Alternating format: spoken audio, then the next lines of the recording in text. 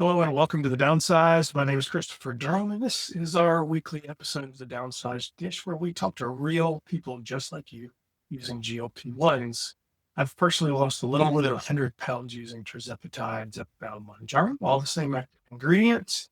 And I like to talk to people like me, honestly, and learn something. Every time we talk to somebody, I learn at least one thing. So it's exciting. Today, we're excited to welcome Tim, who is actually from the UK. Tim, it's great to have you, man. Yeah, thank you for having me on. It's nice to nice to be able to give back to the downsized. I appreciate it. Before we jump in, please let me ask you to like and subscribe and hit the bell so it alerts you every time we publish something. And of course, we like to remind you we're not doctors. I'm not a doctor, Tim. It's not, you're not a doctor, right, Tim? So, No, definitely not. even if we were, and we're not your doctors. So make sure you go to the doctor. These are all prescription medication. Get a plan just for you and take care of yourself. All right. Well, Tim, tell us a little bit about yourself. Obviously, you have an accent. So where are you from? Who are you? The whole nine yards. Right, I'm from the UK, which you could probably tell from the accent. I live on Salisbury Plain, which is fairly close to Stonehenge in the south of the UK. I'm mid-60s, retired due to ill health, 2 kids, 4 grandchildren. I should say, because I'm a Brit, I've had to translate the metric figures, so I hope that any pounds we come out are okay. What can I say? Yes, I had to retire due to ill health. I'm an ex-analyst, game designer, writer, IT consultant, and a whole bunch of other jobs. Sorry, I'm waving there. I shouldn't do that. It's worth mentioning that I've got a damaged nerve in my shoulder that gives me some problems sometimes, and it also gives me constant pain, chronic pain. I think we all have problems as we get older, but this I mention because it gives me severe problems with my dieting, and we'll see as it goes on. I've lost about 62 pounds since starting on Mounjaro in mid-May, sorry. But the main benefit from my perspective has been meeting some health goals, which is to do with blood pressure, inflammation, fitness, and some migraines, some really horrible migraines I had. And Mounjaro really does seem to have done the trick. So there it is. So how tall are you? 5'10". So we're about the same height. Okay. So where you started? Yeah. And if you like, my health aim center point, which I understand Lorraine doesn't like it being called that, is around about 180 pounds. Okay. So we're in close to the same spot. Yeah. So I've got probably, I would imagine, about another 20 pounds to go from that perspective, but we'll see how it goes. So talk me through then. You started in May. What does your weight loss and your side effects look like since May? The weight loss, the initial weight loss was actually really quite rapid, but that was partially deliberate on my fault because I was so concerned about my health. As a whole, things were not going very well. And I think it's probably worth mentioning now, something which I think you'll perhaps resonate with, is that the last couple of years, I've been getting more and more concerned because I have a genetic father who had a heart attack at age 65 because of obesity, because of overweight, because of the high blood pressure, type 2 diabetes, cholesterol issues, and everything else. So, of course, at 63, you start worrying about this and you're trying to do things about it. 64, similarly. And Mounjaro was effectively, if you like, my last ditch stand, my last hope to try and make sure that I'd avoid the same fate. So far, it's actually done very well. It's actually cut down the weight very rapidly in the first few months, got rid of my migraines in the first few months. My blood pressure was interesting, which because it was so high, because of a whole bunch of other drugs and medications that I'd actually been on, I should say, not drugs and medications. The the various doctors I saw put me on a number of different drugs to try and control it, but they sent my blood pressure up to 200 over something or other, which is really, really embarrassing. That's not good. The look on the doctor's face was not good. So they gave me another medication, which was intended to drop my BP quite high, quite quickly. And it did, but it seemed to start reacting with Mounjaro, so it dropped too quickly. And at times I was almost passing out from having too low blood pressure. However, I saw my regular GP and she took me off the other med and just said, let's just see what happens on the Mounjaro. And the Mounjaro helped just equalize it all out and actually bring it down onto something which was normal, frankly. Even for my age, it was a normal BP. So that's one real benefit. The first month I probably lost about 14, 15 pounds. After that, probably about another 10 pounds. As I said, partly. This chart. What is this chart? Yeah, that shows exactly what the loss was every 4 weeks. So effectively, the markers along the bottom are each pen, if you want to look at it that way. Yeah. So it shows my starting weight up on the top left. It shows I plummeted down in the first 2 doses, leveled out a bit, which I think was probably due to, that was when I was taken off one of my medications, which I was taking for the pain, which actually interfered with the GLP-1 effects. So it was actually making me hungry, whereas the GLP-1, of course, was slowing throughput and actually trying to make me not hungry. So I was still, whilst the food noise went really quickly, which was fantastic, the hunger was doing all sorts of really odd things. And that was causing me problems in my pain. But my GP switched me over to another pain med, a similar one, at a similarly high dose. And that didn't have the same side effects as the original one. The original one was mirtazapine. It's used as either as a pain med, a neurological pain med, or as, I think it's also used as an antidepressant as well, but its main use, as far as I was concerned, was pain, because that was horrible. But I'm now on something else. I think it's called duloxetine. And having transitioned onto that, as you can see, the actual weight loss then resumed at a good level and kept on going down. I was a bit worried it was going a bit too fast, but I was also hoping it would go fast because, if you like, I was getting worried about getting close to 65 and the genetic repercussions, which obviously came from that, which, it's a high motivational factor. Let's put it that way. There's so many women I've talked to are just, honestly, even more than women have just looked at me and said, I thought I was going to be dead. Yes. Yes. So those are weeks then, or those are months? Those are roughly weeks. Gotcha. So you can tell where I perhaps shifted the Mounjaro day because the gap is going to be a bit narrower, and the actual 4-week mark is down the bottom. Sometimes towards the end, the lines and the points aren't actually Mounjaro days. They're actually where I had to weigh myself to send a report up into my provider to actually say, no, this is what my current weight is. So it looks like you had a little bit of some flat spots. It looks like you had a couple of little upkicks. Yeah, absolutely. Nice decline. Yeah, it is overall. Once it got after the first couple of months, the decline sort of leveled out a bit onto something that was perhaps a little bit safer as it went down. Yes, there was one peak there. I can't remember what it was that week. That was possibly holiday, don't know. But as you can see, went over for a little bit of a plateau. So it flattened out, and I just stayed on things for a while, but it didn't really change. And you then see the decline happening right towards the end of the graph. which is when I switched up to 5 milligrams Mounjaro Okay, because, so you still got a good ways to go in dosages. You oh, still, yeah, right.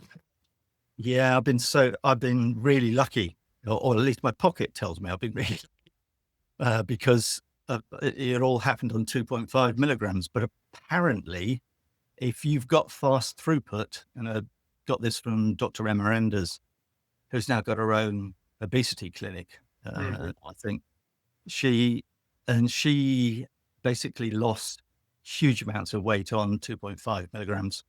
And she said it's looked like, from what she can gather, it's the people who've got fast throughput who are likely to respond really well to the 2.5, because effectively what Mounjaro is doing, even on the 2.5, is putting you up to a normal throughput speed. So all of a sudden you can actually cope with food as it's supposed to be going through your system, not food which comes in and then half an hour later is running through and you're starting to feel hungry again. Well, I mean, I'm curious because it sounds you have a lot of health issues, right? And your pain and the blood pressure and all that. Sounds like inflammation was a pretty big deal for you. I mean, has these medications? As far as I can see, they've got rid of it. There were issues. I had various sort of skin issues, which may well have been to do with the obesity, but all of that lot went away quite quickly. And you're quite right pointing it out, because it may well have been that I had some inflammation was causing the migraines. And as the Mounjaro kicked in so quickly, the inflammation went down, and then the Mounjaro went down, which is Do you feel like the nerve pain has it helped your nerve pain at all, or just the weight loss, or? it's not actually decreased the nerve pain, but what it has done is it's made it a lot easier to actually control it, to manage it. So one of the big issues with hunger is that it interferes with pain. It makes it very difficult to control pain, because effectively it exacerbates the pain, I suppose, is the best way of talking about it. So what the Mounjaro has been able to do, because of the just getting rid of the hunger, forget the weight loss, which obviously is supposed to help anyway, Larry? but just because it helps with that feeling of satiety, the pain is now easier to manage, because I'm not fighting against hunger all the time. I'm not trying to work out when I should take a pain med. If I go somewhere, I don't have to be worried about what additional pain medication I take. I've got these anesthetic patches, which I put onto my shoulder and onto my scars. And effectively, it's taken out all of that worry, all of that concern, because I can just go somewhere and know if I'm hungry, it's actually because I haven't eaten enough that day. So if I eat something, or even if it's the little bit that you often have to eat on Mounjaro, that will do the job, and I won't have to fight against it anymore. I think that answers your question. I think, is that okay? No, it does. It does. And I ask because I had knee surgery the first time when I was 6 years old. Yeah. A cyst in the back of my knee that in 1970, whatever the surgery was. This would all be orthoscopies today. Then it was just cut the little kid's knee out. Yeah. So I consequently have some nerve issues back there that they quite outright scarred, did all kinds of things. Yeah. So my doctor's theory, because I've had my knee's been in pain for 40 years, 50 40 years, years. right? Yeah. Horrible. My doctor's theory was most of that pain has gone away from me. And his theory was the nerve pain was causing inflammation around the nerves. So the muscles or whatever, the soft tissue wasn't getting inflamed. So by taking inflammation down, didn't actually stop the nerve pain, but it stopped the peripheral stuff around it. Yeah. Yeah, it does make sense. Hence your question. And yes, Mounjaro may have done something to do with the shoulder as well. So when the nerve pain kicked in, it may well have caused some inflammation, but it's there all the time. So I have to manage it. Sometimes my hand decides to do something on its own accord. It just spasms.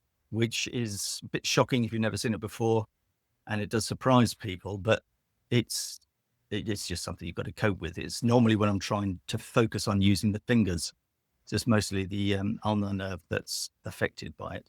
Yeah, I mean, with me, when they ask you what your level of pain is, I don't really know what zero is No, because I remember a time when it didn't hurt. yeah, exactly. You just think, well, it's somewhere up there, but it's not naught. Does it hurt? Yes. And it becomes very difficult to judge it on a pain scale, I find. Yeah, Because compared to yesterday, it's more or less than yesterday. I can tell you. yeah, that's exactly it. That's right. Because you end up, I'm not sure getting used to the pain is there, but it is always there. And you try to ignore it, you try to manage it, you try and get around it. And you try and do things which avoid exacerbating it, I think is the best way of saying it. And I guess you probably do the same thing. And one of the things about pain management as a whole is distraction. It's a key component of it, I should say. So I've always tried to do things which make me not think about pain. Yeah. I've tried to take part in a few surveys on pain, but I've sort of stopped that because sometimes they start asking you directly about your pain. How much is it? What causes it? What exacerbates it and everything else? And of course, what level is it at now? And you're sitting there thinking, it's about and as soon as you start thinking about it, of course, it becomes to the forefront of your mind, at which point it becomes full blown nasty pain, if you see what I mean. Yeah, and for me, mine's not anywhere near as bad as that. Thank God. And honestly, losing 100 pounds, just carrying that much less weight on the knee, it's a lot better. Yeah. Yeah, I bet. I damaged my knee in my late 20s. I was playing American football and my center fell on my knee. And that's been nagging me for a long time. But I have noticed that I don't have to worry about it so much now. So that may have been some of the inflammation which went down as well and helped that initial rather large loss, if you see what I mean. And yeah, it may well be similar to yours, and I'm sure it's not as bad as yours, but it may well be just the inflammation around that, which just helps as well. Yeah, well, so I'm interested because, Americans are always like, well, the Brits got all these cheap medications, the NHS, and we all know that it's a lot more complicated. Yep. Concerns. And for those of you who don't know, most people in England do not qualify for these medications. So talk to me about, did you qualify or are you paying this out of pocket or how did you get the medication? I am paying out of pocket. Basically, when we got up to May and or the number of doctors I'd seen and the neuro people at the hospital I'd seen, I'd been referred to about my migraines as well. I was also feeling really awful then as well. I'd also had some problems with my Achilles. First one Achilles had to have an operation. Then when I was trying to exercise to get that one back up to normal, the other Achilles went, which wasn't very nice. No. May well have been because of the excess weight I was carrying around, as I've always walked a lot. But I said to her, it's almost like a desperation because at that point, I just happened to start reading up about the GLP-1 agonist medications because they started becoming something in the science press in the UK. So I started reading up about them and all of a sudden you think, okay, well, great, but they help diabetes. They can really help in weight loss because of, I better find out how that would work. But you then saw this list of about 40 other things that they could actually help with, 40 other conditions of some kind or another. And I said to my GP at the time, look, I'd like to just try Mounjaro, apart from the fact that it will almost certainly help with my weight loss because I'm always hungry and I've also got this craving, this compulsion about food as well. I got classic food noise symptoms. I'd like to try one of the GLP-1s, or Wegovy or Mounjaro, whatever. Would you support me in this? At which point She said, yes. I said, I appreciate I have to pay because I wouldn't qualify. She said, well, we're just starting the program in UK. To try and avoid you paying, I'll try and get you on that. However, my experience is that that would probably have taken me something like 3 months, if not more, to actually kick in. So I said, okay, great, fine. But if you want to support me, that's lovely. And we had a chat about which providers to go to. And it just happened that I've been speaking to my wife's MD at work, Anne, and Anne's been absolutely great, really supportive. So thanks, Anne, if you're listening.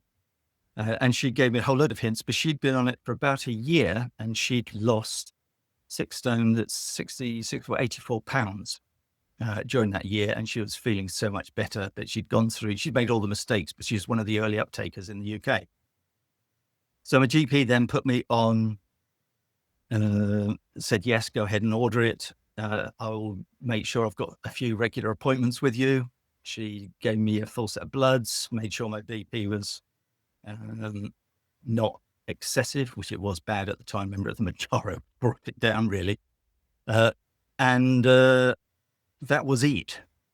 I ordered that first pen because it's pens over here.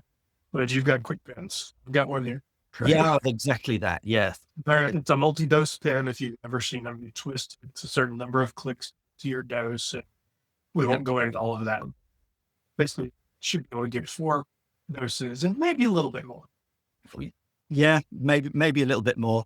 They have done some things to the pens, I think, now, so it's a little bit more difficult to get the last bits out. But yeah, I prefer trying to play it safe, especially how I was feeling at the time as well. Anyway, so you did get covered, or you didn't get covered by the NHS? No, I didn't. So I'd gone 2 months on the Mounjaro, and I'd spoken to the GP. As I said, she went through everything. She went through my diet. She went through the exercise routines that I was just starting to do because my ankle was just starting to fade. And I don't know if the Mounjaro helped speed up the last bit of pain from the Achilles problem I was having. May have done, but it was happened too quick. And it was about the same time that the Achilles problem was supposed to clear up to say magic, Mounjaro has been magic again. But she went through all of that. She was happy with my diet, suggested I ought to speak to a dietitian just to make sure. And she checked all the bloods and they were exactly what we expected, exactly what I've described already. And I'm scheduled for another set of full bloods next month, I think, in about 3 or 4 weeks time, maybe. And that will be the check to see if anything else is actually needed. But after those 2 months, I was actually ended up being contacted by the group who has actually been assigned the task by the NHS. I ended up speaking to a dietitian on that. I ended up seeing all the information, the blurb that they were actually giving out. And it then turned out that they did not do Mounjaro at all. They only did Wegovy.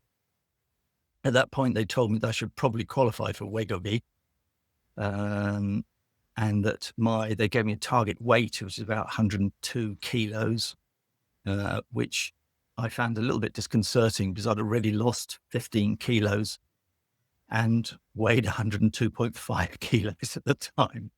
And you're thinking, I wish you'd done a bit more homework here. I wish you'd asked. But Somebody took her paperwork. Yeah. Thank you. But they could see, I put down all the details of the diet, all the foods we actually ate, and the dietitian was actually quite happy with all of that. She was also happy about the exercise regime that I was actually doing, because I can't go to a gym because all the gym, or most of the gym exercises are all targeted in some way, which don't help with my shoulder and don't help with the knee and didn't help with the ankles, of course, at the time. So I'm doing all the exercise and everything else from home. But they then said, in another month or so, someone will ring you up and get in touch. However, they had some very odd policies They wanted to do everything through an app. Now, I can't use my hands properly because of this injury. So apps can be an absolute nightmare for me. And they didn't really properly support people who weren't on the app. I then attended an online meeting, and they then said the online meeting, if anybody drops out of these meetings or doesn't actually attend these meetings, when they said they would be given a black mark, and you get 2 black marks and you're out. At which point my internet dropped out. So Oh, no. it's sort of, oh no, I'm already halfway out anyway. But I was listening to the information they were giving out, and it was all basic stuff about dieting, about GLP-1s, about Mounjaro,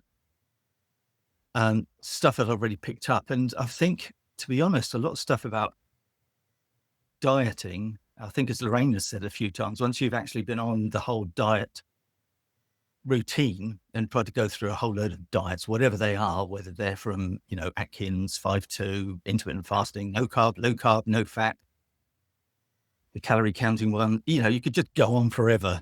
I don't want to put you to sleep here. It's like you do pick up a fair amount of what is proper nutrition, what is proper exercise. And the other thing is, my son was a fitness trainer. He'd done a sports science degree and focused on this area as well.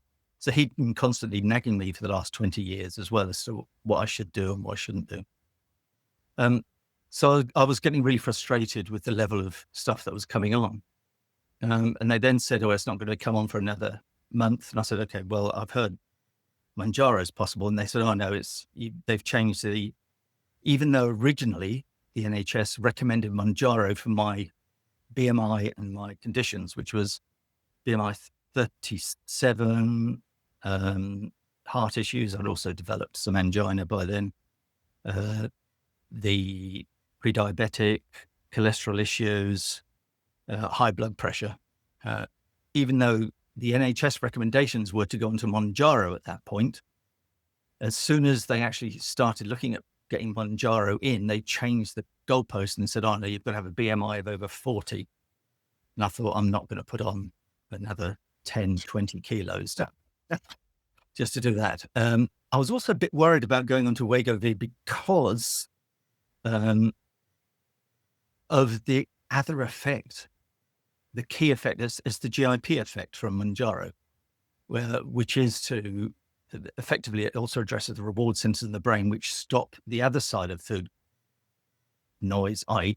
not that constant hunger, but that craving, that compulsion, that thing when you go into a shop and you think, oh, I'm fighting now. I can't have that ice cream. I can't have that chocolate or whatever it is that actually gives you that rush. And for me, I thought that was actually quite important. So I pulled out of the program because I thought it's going to happen again. I'm going to get another black mark and I'll drop out and I'll stay on Mounjaro. So there it is. So I've been paying for Mounjaro all the time, basically. So were you affected by the price increase that just happened? Oh yeah. The price increase, they said, was going up by 170%. And it did in some places, but the prices overnight just went, straight up, which was a bit disconcerting. Luckily, I had a pension come through, so I was able to fund it. But I think the other thing was it became a bit of a free-for-all where larger providers were actually starting to negotiate different prices. So I think some people didn't pay that full 170% increase. I didn't in the end. I did switch to another provider and they were actually really good and they provided better other services as well around it, which I was quite pleased at. But the other thing which happened, which I think Eli Lilly was, this is just guessing Eli Lilly. I'm not an Eli Lilly exec or anything else. Yes. I think because people instantly started trying to switch over to Wegovy, all the providers said, if you're worried about the prices of Mounjaro, we also do Wegovy and we've just negotiated new, cheaper prices for Wegovy as well. So, come across and do Wegovy. In fact, there is a my provider is, I think, they're doing another switch to Wegovy presentation right now, if I wanted to. So, yeah. I feel that way. Yeah. And I think they're getting concerned. Eli Lilly is getting concerned that people are just switching to Wegovy over here. And I understand why Eli Lilly had to do what they're doing. And I did see on Newsflash today with Trump saying, $150 for Mounjaro, or weight loss drugs as a whole, he was saying, wasn't he? And that's, lovely. I hope it comes off. That It's just stuff that there's no actual, and with no agreement there, Dr. Oz jumped and said, wait a minute, we're not. Yes, so just That'll happen to me. Well, I have no idea. That is yes. Fingers crossed for you. Fingers crossed for you. No, I mean, we hated to see you guys get your prices go up. I know, that's why I tell people. I'm sure you saw it. There were people going, "Oh, those Brits, they should pay more." I'm like, I don't want anybody to pay more. I want everybody to pay a good price. Stop it. Yeah, I think it's going back to something you said earlier about life-saving drugs. For the first 3-4 months after I'd lost about 50 pounds, in those 4 months, my wife, I was calling it a life-changing drug. And I said, not, it's obviously changed me. It's affected me so positively during that period. It's been fantastic. But my wife just kept on saying, no, it's not a life-changing drug. It's a life-saving drug. Yeah. She was really worried about the where I was going as well. So no, and I agree with her. But I would say it's probably because to me, I felt like you were on more meds than I was, but I think that getting off of the meds had just as much impact. So by having to only take really Zepbound, Mounjaro, I got off three meds, all of which had their own set of side effects and their own other stuff. Yeah. So I'm like, I don't know where it starts and stops, but I know I'm a lot better from not taking these and just taking this. Yes, absolutely. And I think in that first month, I felt so much better generally. And yes, it could have been the inflammation, but I don't know what else was perhaps hammering around in my system, which Mounjaro did actually affect. And you're thinking, I'm feeling this much better, more awake, more alert, more capable of actually going out and doing the exercise. And that's without losing that much weight, if you see what I mean. So magic? No. I had undiagnosed sleep apnea. I'm positive, but I should have gone and gotten tested. But within the first 2 months, it was gone. I don't snore. I don't stop breathing or any of it. Brilliant. It's interesting you should say that. My wife's commented that I don't seem to snore as much now as well. So maybe that was something else. It probably means you're sleeping better, right? Well, we're both sleeping better. Let's put it that way. Yeah, I know. Lorraine says the same thing. So talk to me though about side effects, because it's not all sunshine and roses. So what side effects do you have? I've been really, really lucky, I think, on side effects. I've had very few. The main one, which has just been ongoing, has been the sulfur burps, which keep on coming up every so often. And they can be really rather noxious. I was in the car, this last weekend with my daughter, and I felt one coming up and I thought, no. So you try to cover it, you try and burp away. But unfortunately, I knew that things were very bad when the window next to me started to slide down. And I got this, oh, Dad, from my daughter. So that's the main side effects, which I think I've been quite lucky with. I have had a little bit of constipation early on, which has now been resolved by paying a little bit more attention to fiber and perhaps water. And I think Lorraine mentioned the gummies, which I'd never actually heard of, because I tried chasing some of those, and I think those have helped as well. So thank you, Lorraine. Okay. That's good. That's good. There was one time that I actually had some really, really bad indigestion after I had a really heavy onion, tomato, and chili, and I think you call it cilantro, salsa. which was absolutely lovely. Oh, and garlic in it, salsa, which was absolutely lovely, but it led to a really, really bad bout of indigestion and gas, and frankly, diarrhea. So I now avoid raw onion. And so we don't have raw onion in salads, for example, or anything else. But cooked onion seems to be all right. The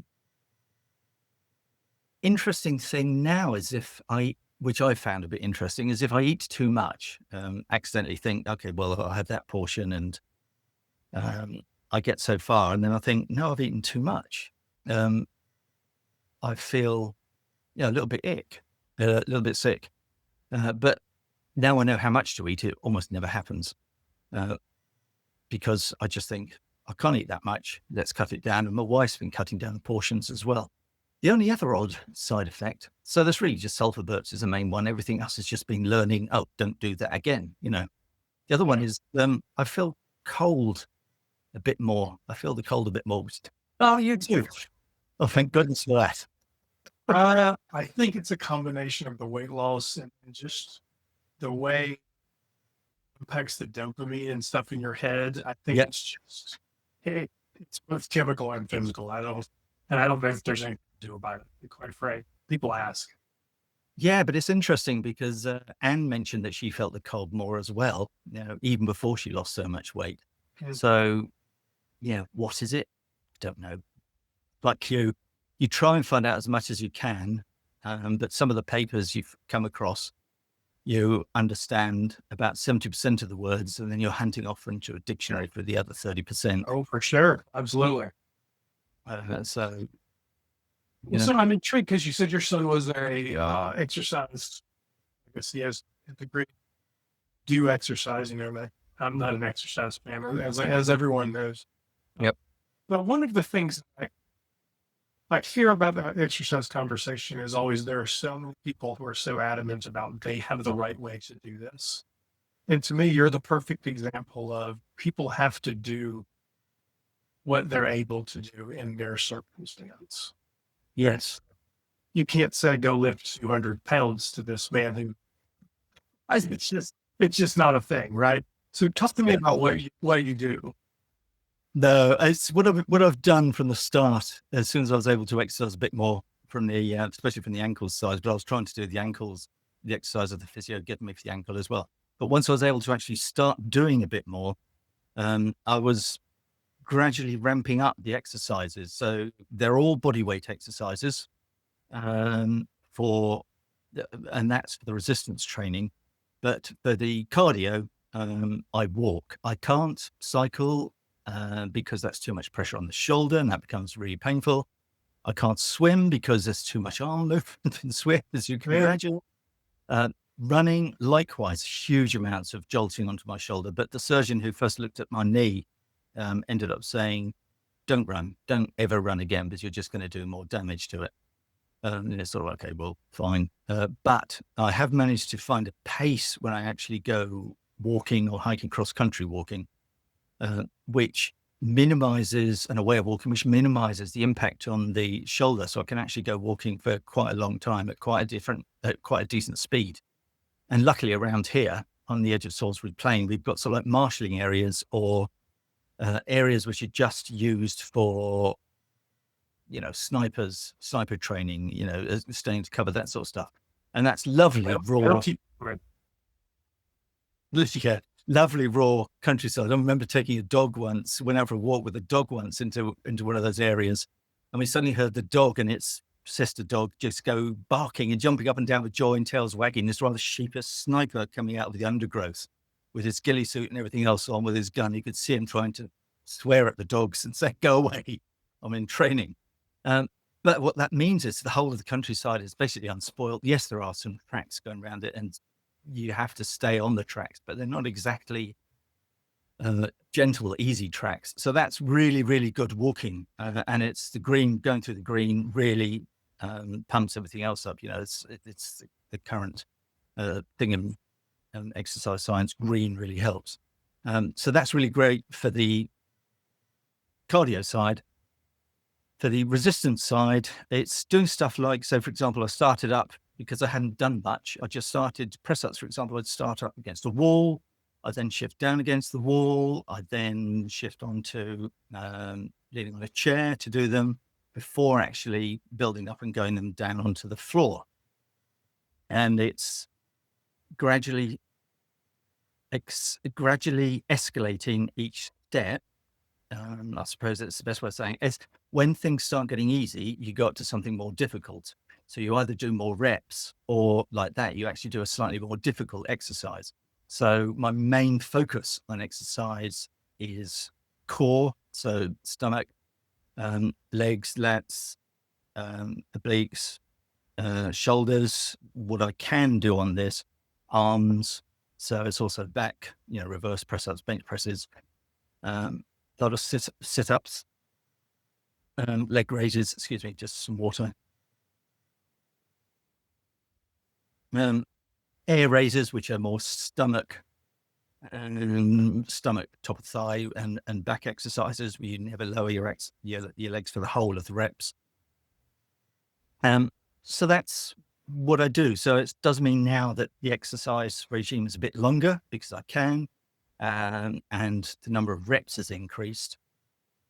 But one of the issues, of course, in this situation with bodyweight exercises is the weight that I've been dealing with has gradually disappeared anyway. Right. But it's a perfect example of doing what you do, right? And working with what you do. I think all too often when we say exercise, people think that you got to go to a gym and get a lift or be on machines and all this stuff. And not everybody can do that. No, absolutely not. And there's a men's group where people start asking about that. And obviously lots of people recommend, you've got to go to a gym. But I already try to reply and say, no, I can't go to a gym because the exercise at a gym just would make me end up running home crying with pain. But just try to say, do what you can do and adapt the exercises that you can do. But there's a few other people who are starting to do that as well, which is absolutely great. But it is do what you can. But as long as you actually do it, I think is the key thing. Yeah. I mean, I interviewed a guy named Jamie Selsler who has lost, I think, about 350 pounds. His earliest exercises were walking across the room and tying his shoes. He was 650 pounds, and that's what he could do. Now he can do a whole lot more because he's 300 plus pounds down. So, yes, and that's absolutely brilliant. That's exactly as you said. That's a classic case. My wife and I trained as walk leaders. I don't know, must be 20 years ago, I think. And the idea there was to actually lead people out on walks. But they were people who'd either had heart attacks and were trying to get back into exercise, or who'd had operations of some kind and were trying to get back into exercise. But the key thing that was drummed into us time and time again was do it slow, only do what these people can actually do.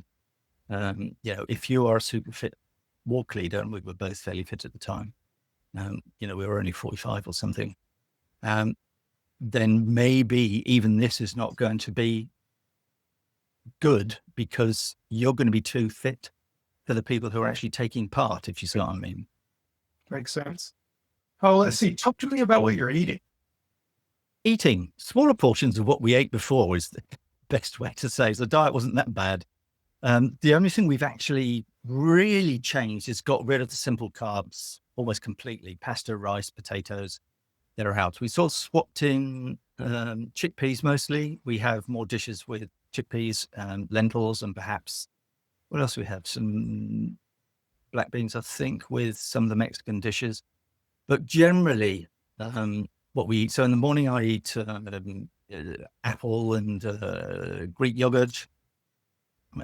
Lunch it depends what exercise I've had.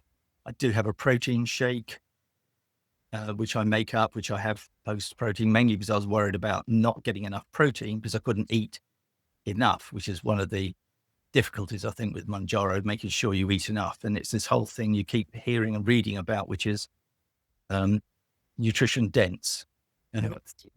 Yeah.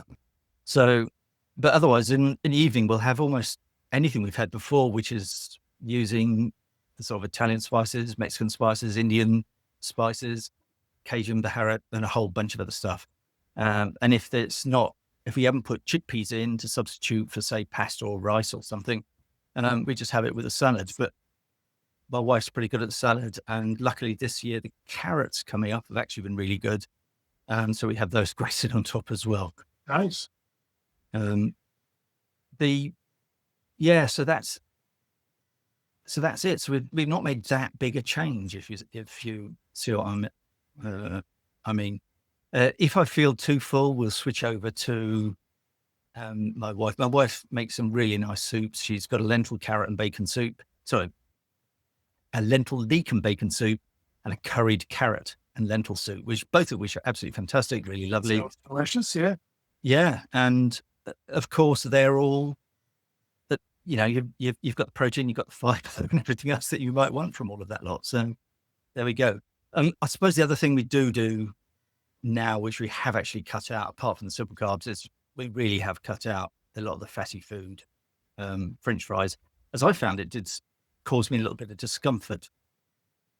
But really our diet was lowish in fat anyway, and it was also lowish in sugar. We've got some ice cream in the freezer, which has been in there months and months, which is nice from a food noise point of view, because I haven't been tempted by it, because we're just saving up for my grandson to come up. We should just say, what should I like some ice cream? Yeah. I mean, I'll tell you, 2 years in, I can eat the fatty stuff again. Like I can eat French fries if I want to. Doesn't upset me. I just don't want to. But which way I will go out, my kids, and I'll grab one or and I'm like, oh, that tastes good. I don't need more than that. It's not. Yeah. So it's a good thing. Have you gotten rid of clothes? Yes, I have. There's another pile of clothes actually in the wardrobe upstairs, which are actually in really good condition. So we're in two minds as to take it up to the charity shop. I think, do you call them thrift shops over Thrift shops. Or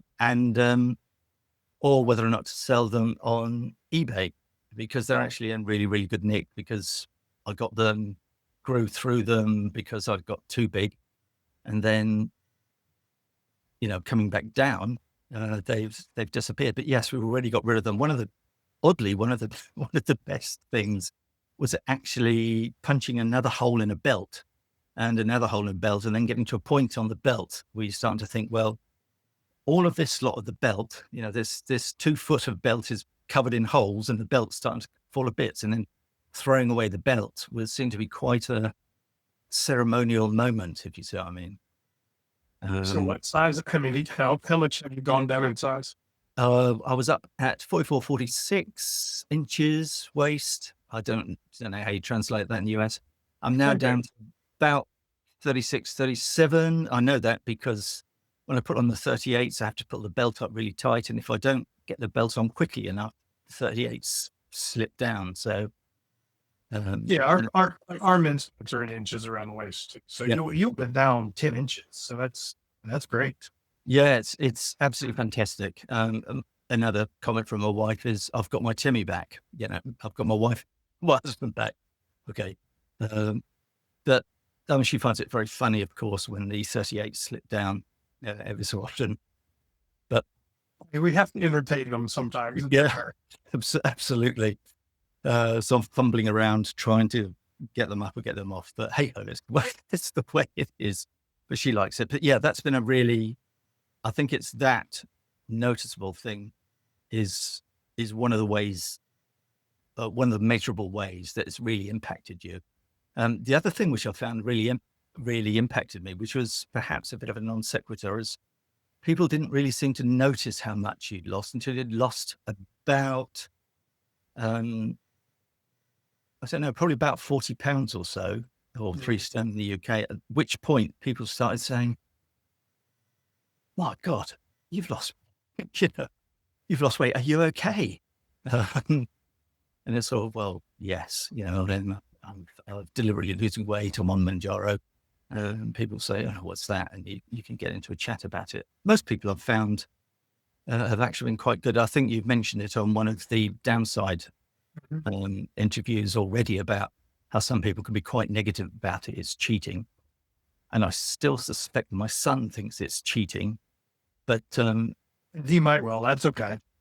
that's up to him.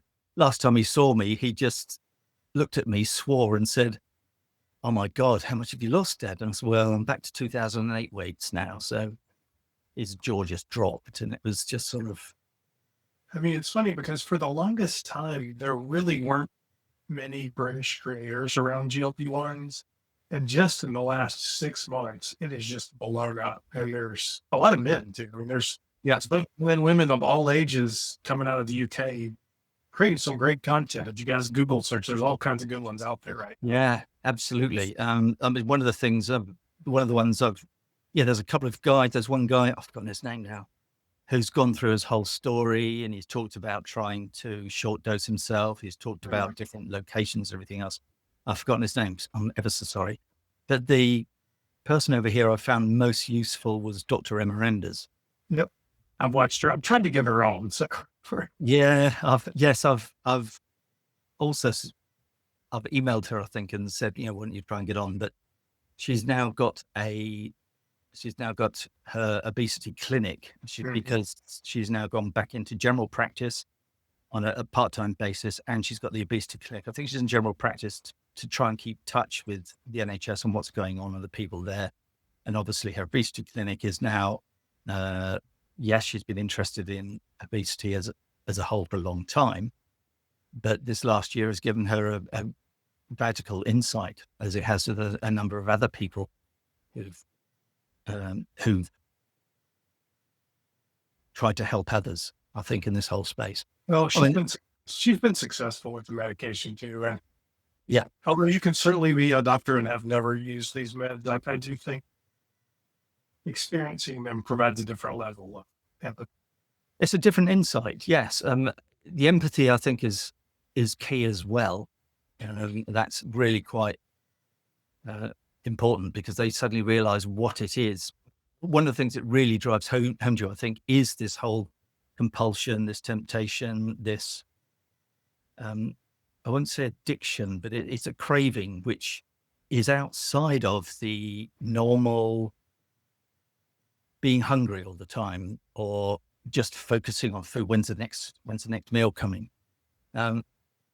Another friend of mine has just got onto it, but she saw how much I'd lost, and she decided to actually try it as well. She's a retired nurse, so she knows a fair bit about the body.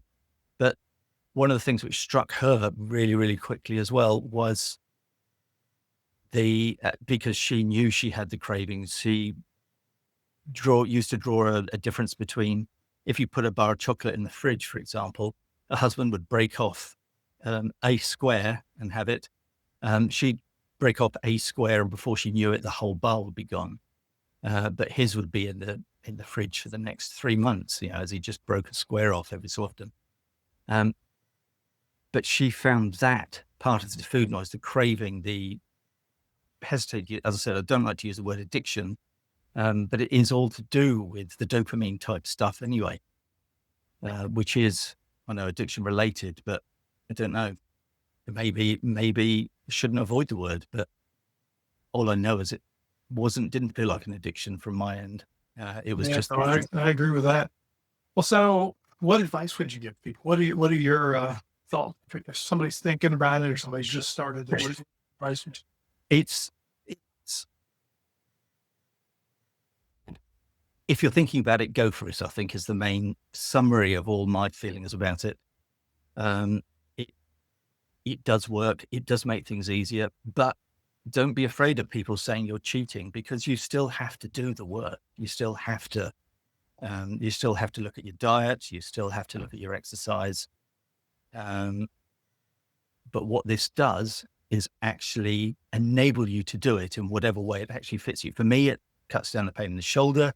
So I'm now actually able to diet properly, if you see what I mean, actually go on a food which is lower carb.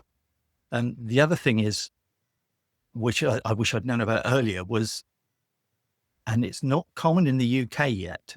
People still don't seem to have got the message about obesity actually being a disease. People still act, and you mentioned this a few times, they still act as if you chose to be obese. You chose to put on that much weight because it was a lifestyle choice. I want to be huge, whatever. And there's very few people like that. So they don't do it consciously. And other people who love food. My wife is a great cook. She has got, I'd like to show you the shelves and shelves of cookery books or recipes down here, that she could eat the same amount as me. In fact, she's been eating the same amount as me for a long time, and she won't put on weight at all. She is absolutely fine. And that shows you sort of the difference that your own physiology makes to the whole process of weight, if you see what I mean, and just how much obesity isn't a choice. It is a disease, and I wish I'd known that earlier. Most people that you ask don't know it. Either they've never thought about it, period, or they just don't. Probably 80, I bet you 90% of the people, if you asked them, would jab. Yeah. And there's still that whole amount of people think that you are lazy, I suppose. There's that weight bigotry, I think. And people do treat you differently when you're that much overweight, when you're that heavy, as opposed to at the bottom end, which is really interesting. So anyway, so those are the main sort of like things I wish I'd known earlier. Tips. All I can do is just repeat what I think you said before. Focus on water, fiber, and protein as far as diet goes. Stick on the diet and stick on the jabs. Make them regular and keep going, even if it looks like you've got a bit of a leap up. Don't worry about it. It's the same as with any other diet. Sometimes things do go up, so accept it. I think you've mentioned as well, sometime as part of that whole water, fiber, and protein thing, we probably don't need the huge amounts of protein that some YouTubers or exercise people claim. I've been trying to hunt it down and look at the FDA and the NHS guidelines, and it's much lower than people. Well, there's definitely extreme numbers out there. Yeah, absolutely. I'm like, talk to your doctor, your nutritionist, figure out what you really need. Don't just some guy go, hey, you need 7 million, blah, blah, blah. No. Yeah. Absolutely. It's just so important to do that, I think. And the other thing is, which I think you probably said, and you keep on repeating, do engage with your GP. My GP has been absolutely fantastic, really supportive. As I said, she's, she said, if you've got any problems at all, just ring, and then that's absolutely fine. But she put some things hard, like the blood test next month, for example. You will have those, and we'll run through and we'll check you. I will say, actually, Dr. Emma Anders had a useful video short about obesity shaming or avoidance in the UK medical establishment. So if you're from the UK, it may be worthwhile hunting down her YouTube channel for that. The rest, I don't know, especially stuff which has been said before. You might not feel hungry. That's the other thing. One of the other things that really came up when Lorraine was talking to Robin Pashby, and that was, don't be scared of hunger. And that was a bit of, as soon as she said that, I just thought, oh no, it's the age-old slap your head. I had become scared of hunger because it meant massive amounts of increase in pain, because it meant I'd have to eat something to get rid of the hunger in order to actually start managing the pain properly. Even on the jabs, I was starting to get worried about the hunger, that it was going to start leading to the same thing again. But actually, the hunger on Mounjaro is purely your body, in my experience, and I have to say it may be different for others, but in my experience, it's just your body saying, oi, I know you're on a diet, but you really haven't eaten enough. Don't you think you ought to eat something to keep you going? It's your body hey, I need some vitamins, minerals, little Yeah. fiber, nice. Do you mind? Yeah, absolutely. Um, yeah, absolutely. Absolutely. So there's that there. The, and the other thing is what I've said earlier, which is have your GP, if you've got a good GP, they'll check it for compatibility anyway. As I said, mine found out there's clash between those two drugs, one of which caused hunger, which is not a good thing to have when you're actually on a GLP-1 med.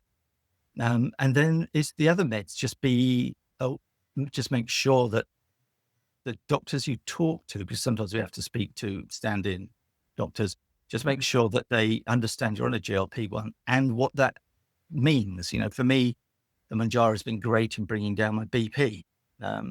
Adding another med on top of that is perhaps not a good idea. So let me restate back to that. I think what you're saying is really important here. Okay. Every time you talk to a doctor, every doctor you talk to, whether it be your dentist or your cardiologist or your general practitioner, they need to know everything you're taking. Yes, absolutely. They can go, oh, this interacts with this in a bad way or a good way or whatever. But if they don't know, they cannot help.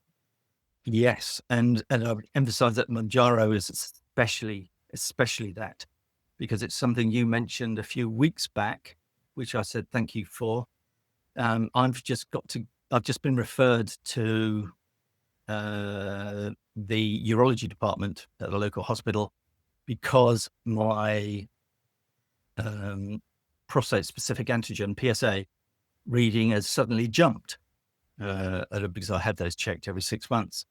Now, it turned out there's two issues. One of them is that Mounjaro can affect scans, so I've got to make sure that the consultant I'm actually going to see understands and knows that I'm on Mounjaro and that it can actually affect. So we did a story on the news the other day that talked about, actually, that was some research out of the UK.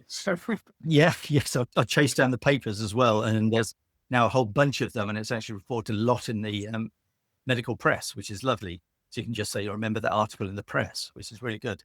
So that's one of the things you've got to be aware of. But also the other thing with losing weight, that can make your PSA jump as well. So that was a bit of a problem. But in my case, it jumped even further because what I didn't realize is if you do a lot of exercise, your PSA reading will jump even more. So basically I was getting a whammy from having lost so much weight on Mounjaro, then another whammy. I'm sorry, I'm climbing out above the screen here, from having done the exercise. So I had another blood test shortly after that where I'd not done exercise for 2 days and it was much lower, but it was still higher. But what that probably meant was that my obesity had been hiding the actual level in my blood anyway. So they'll check.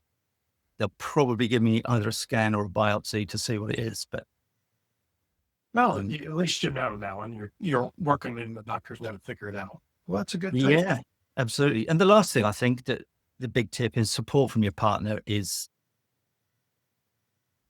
absolutely vital. It really helps. Rosemary's been absolutely brilliant. She's shared a diet. It just happened she's had some problems, so she's only been able to eat smaller amounts anyway. But she has been absolutely fantastic throughout this, and I don't think I'd have done as well if I hadn't had that support. She's not around; she's not listening, but it's just been fantastic. She's been really, really great. Well, I'm sure Rosemary is fabulous. So, Rosemary. I have a wife like that too, so we appreciate them. We have noticed. Yes, we have noticed. That's brilliant. And other than that, if a few people I know who've gone on it or who have asked me about it, have actually asked about YouTube sources, and I've just said you've got to be really careful. That I mentioned 4 Downsized, especially for the use in professional interviews. And on the psychology side, Robin Pashby's address was really good, the recent one. Yeah. Dr. Dan. Yeah, Dr. Dan, also great. Yeah, he's been on you as well. He is really, really useful. He's sensible, straightforward, no flashy stuff. Emerandus I've mentioned. And the other one is Dr. G. USA. He's a USA doctor. And He's out of Miami. We did an interview with him too. Yeah. I know. And to me, he's a little bit of a jazzy approach. So I sometimes just read his transcripts rather than actually listen to the whole thing. But that's just a personal taste. You can't knock the things he says, I think. He is an interesting guy, and he's an actual real doctor that's seeing patients every day. A lot of times when you see people online, they haven't seen a patient in a long time, and they're kind of personalities. Yes. He's seeing patients every day. So yeah, and he brings those in. Sorry. He brings those in as well, which is good and useful. Absolutely. Well, very good. Well, thank you for joining us, Tim. I appreciate the conversation and learning about your journey. Congratulations on your weight loss and your success. Thank you. It's a good thing. All right. So if anybody would like to join us for one of these interviews, you absolutely can. All you have to do is email Lorraine at Lorraine@thedownsized.org and say, hey, I'd like to do an interview just like this. And we're looking for everybody at every stage. And I think we can now interview people from 7 or 8 different countries, all the way from about 19 now to 88 years old. And I'm looking for more people. So everybody's story matters. And I learn something from everybody every time we do it. If you haven't already, please take a moment to like and subscribe. I appreciate you for joining me, Tim. Thank you very much. Thank you. I hope somebody finds it useful. They will, absolutely. All right. My name is Christopher Durham, and we are Downsized.